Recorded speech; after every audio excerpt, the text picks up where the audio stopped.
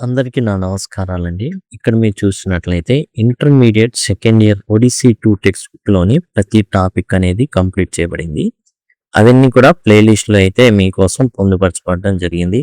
Unit 4కి సంబంధించి ప్రతి చాప్టర్ ఉన్న 8 చాప్టర్స్ ఏవైతే ఉన్నాయో అవన్నీ చక్కగా లైన్ టు లైన్ మీకోసం చక్కగా వివరించబడినటువంటి ప్లే లిస్ట్ ఇది.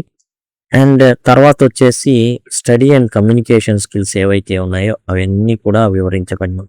ఈ ప్రతీది కూడా మీకు చక్కగా ఈ నోట్స్ కూడా పీడిఎఫ్ రూపంలో మీకైతే పొందుపరచడం జరిగింది. ఈ ప్లేలిస్ట్ లింక్స్ వచ్చేసి మీకు డిస్క్రిప్షన్‌లో ఈ విధంగా అవైలబుల్‌గా ఉంటాయి.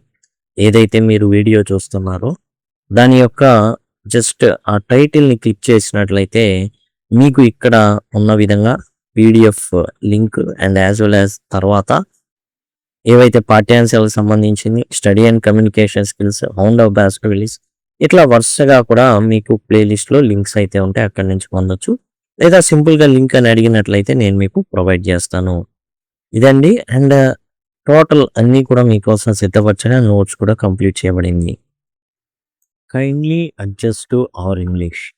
శశి థరూర్ రాసినటువంటి ఈ ఏదైతే టాపిక్ ఉందో article kindly adjust to our English. అంటే మా ఇంగ్లీష్ ఏదైతే ఉందో కొంచెం సర్దుకుపోండి. Shashi Tharoor is a famous Indian writer, speaker and politician. ఈయన భారతదేశానికి సంబంధించినటువంటి వ్యక్తి. ఈయన వచ్చేసి ఇంగ్లీష్లో అనర్గళంగా మాట్లాడగలడు అండ్ కొత్త పదాలను సృష్టించడంలో దిట్ట అండ్ రకరకాల స్పెల్లింగ్స్ కూడా ఈజీగా చెప్పేటటువంటి వ్యక్తి అన్నమాట. అయితే ప్రస్తుతం ఆయన పొలిటీషియన్గా అయితే ఉన్నారు. He was Born in London in 1956. 1956లో లండన్లో జన్మించడం జరిగింది. బట్ భారతదేశంలో పెరగడం అయితే జరిగింది ఆయన. He work for the United nations for many years. And ఐక్యరాజ్య సమితి రకరకాల పదవుల్లో ఆయన అయితే ఉండడం జరిగింది. ఈ writes books and articles and Indian culture, history and language. Indian history మీద అండ్ లాంగ్వేజ్ మీద మరి సంస్కృతి మీద ఆయన రకరకాల రచనలు అయితే చేయడం అయితే జరిగింది. In this lesson he talks about Indian English. ఈ ఏదైతే పాఠ్యాంశం ఉందో ఇందులో వచ్చేసి భారతదేశంలో ఏదైతే మాట్లాడబడుతుందో ఆంగ్లం గురించి ఆయన ప్రస్తావించడం జరిగింది. And how Indians use English their in own special way. ఏదైతే మోసగా వచ్చినటువంటి ఇంగ్లీష్ కాకుండా వాళ్ళు ఏం చేస్తారు అంటే భారతీయులైన మనం ఏం చేస్తామంటే దాని వాళ్ళ మన యొక్క సంస్కృతి ఓ భాగంగా తీసుకొని ప్రత్యేకంగా దాన్ని మాట్లాడడం అనేది జరుగుతుంది. ఈ believes Indian English is which.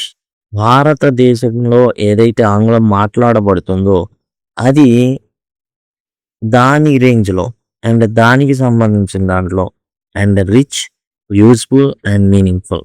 సంస్కృతికి తగ్గట్టుగా భారతదేశపు సంస్కృతికి తగ్గట్టుగా చాలా ఉన్నతమైన విలువలు కలిగింది, ఉపయోగకరమైంది అండ్ అర్థవంతమైంది. His writing style is simple. రాసేటటువంటి రీతి చాలా సింపుల్గా ఉంటుంది, ఆ నవ్వు తెప్పిస్తుంటుంది అండ్ థాట్ఫుల్ ఆలోచనను కూడా రేకెత్తిస్తూ ఉంటుంది. In the essay kindly adjust to our English, Shashi Tharoor explains how Indians use English differently from people in other countries. And వేరే దేశాల్లో ఉండే ప్రజల కన్నా కూడా మనవాళ్ళు చాలా వెరైటీగా అద్భుతంగా ఇంగ్లీష్ భాషని వాడుతూ ఉంటారు ప్రత్యేకంగా. ఈ says many Indian words and phrases are useful and meaningful. ఆయన ఏం చెప్తాడంటే భారతదేశంలో పలకబడేటటువంటి ఏవైతే పదాలు పదబంధాలు ఉన్నాయో అవి చాలా ఉపయోగకరమైనవి. అవి సంస్కృతిలో ఒక భాగం. ఏదైతే మాట్లాడతారో అవి ఉపయోగానికి వచ్చేటట్టుగా ఉంటాయి. ఏదో ఇంగ్లాండ్లో మాట్లాడేస్తారు కాబట్టి ఇక్కడ కూడా మాట్లాడడం అనేది జరగదన్నమాట. వర్డ్స్ లైక్ ప్రీపోన్, దీని క్రెడిట్ శశి థరూర్ గారే తీసుకుంటారు. ప్రీపోన్ అనేది నేనే కనిపెట్టా. పోస్ట్ పోన్ ఉండగా లేనిది ప్రీపోన్ ఎందుకు ఉండకూడదు అనేది ఆయన వాదన. డూ ద నీడ్ఫుల్ అంటే ప్రాసెస్ మొత్తం మీరే ఇక చేసేయండి. నేను మీకు చెప్పాను డూ ద నీడ్ఫుల్, ఏది అవసరం అదంతా చేసేయండి. నేను నీకు చెప్పాను కదా వాడికి ఏం కావాలో అల్టిమేట్గా అయిపోవాలి ఆ పని, ఏది కావాలో అదంతా చేయని చెప్పడానికి do the needful. And non veg ఈ పదం ఎక్కడా ఉండదు.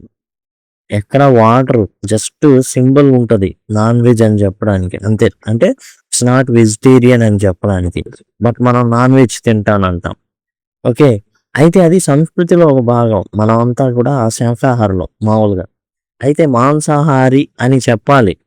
అండ్ బయటైతే మాంసాహారం అనేది మామూలుగా తినేస్తారు. కానీ ఇక్కడ కల్చర్ అనేది డిఫరెంట్. కాబట్టి ప్రీపోన్ లాంటివి, do the needful, non veg అనేవి కామన్ ఇండియాలో. Some expressions May sound strange for foreigners. కొన్నైతే ఫారినర్స్ ఉక్కిరిబిక్కిరైపోతారు. అర్థం కాదు వాళ్ళకి. కానీ మనం మాత్రం చాలా అలవోకగా వాటిని వాడేస్తూ ఉంటాం. But they are part of Indian culture and daily life. And అవి భారతదేశ సంస్కృతిలో ఒక భాగం అయిపోయినాయి. అండ్ రెగ్యులర్‌గా మనం వాటిని వాడేస్తూ ఉంటాం. The writer believes language changes with people and time. మనుషులు తరాలు మారే కొద్దీ, సమయం మారే కొద్దీ అంతా కూడా చేంజ్ అయిపోతా ఉంటుంది.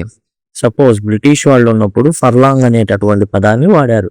అది ఇప్పటికీ చాలా మంది చదువు లేని వాళ్ళు కూడా ఫర్లాంగే అంటే కొద్ది దూరమే, కూతవేటు దూరం అని, అంటే ఒక కాకి వేస్తే గనక వినబడేదంత దూరంలోనే ఉంది అని చెప్పడానికి ఇప్పటికి కూడా వాడుతుంటాం. కాబట్టి వాళ్ళేమంటారు, ఇట్స్ ఆర్కైక్, మేము వదిలేసాం, మీకు అది అవసరం లేదు వదిలేశారు, మాకు అది అవసరం, ఇప్పటికి కూడా మేము వాడుతున్నాం అని చెప్పడం ఉద్దేశం. ఈ says Indian English should be respected instead of laughed. And కొంతమంది దాన్ని ఏంటంటే చాలా చిన్న చూపు చూసి నవ్వుతూ ఉంటారు. ఇకిలి నవ్వులు నవ్వుతూ ఉంటారు.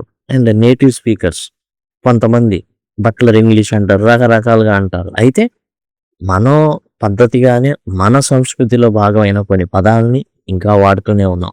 He also points out that some wrong expression should not be encourage. Butler English అనేది ఎందుకు కొన్ని తప్పులు పోతాయి. మనం కొన్ని ఎట్లాంటివి రిటర్న్ బ్యాక్ అంటాం. రిటర్న్ అంటేనే కమ్ బ్యాక్ అని. కాబట్టి కొన్ని రిడెండెన్సీస్ వాడతాం. అంటే డబుల్ అనమాట. చెప్తే డబుల్ పని చేయడం అంటారే, అట్లానే డబుల్ పదాలు వాడుతూ ఉంటాం. రిటర్న్ అంటేనే కమ్ బ్యాక్, రిటర్న్ బ్యాక్ అంటాం. కాబట్టి ఇలాంటివి కొన్ని ఉంటాయి. కాబట్టి అలాంటి వాటిని మనం తీసేసుకొని రిడెండెన్సీస్ కానీ తప్పుల్ని కానీ సమర్థిస్తున్నా కదా అని తప్పులు మాట్లాడడం అని కాదు. Finally he proudly says Indian English is unique and shows Indian identity. ఆయన గర్వంగా చెప్తాడనమాట, భారతదేశపు ఏదైతే భాష ఉందో అది ప్రత్యేకమైంది, భారతదేశపు ఉనికిని తెలియజేస్తుంది అది. ఈ ends by saying if you don't like kindly adjust. నీకు గనక నచ్చలేదనుకో సర్దుకు పోండిరా బాబు, ఎందుకు ఇదంతా. కైండ్లీ అడ్జస్ట్ కూడా ఇండియాలో వాడతారు, వేరే ఎక్కడ వాడరు.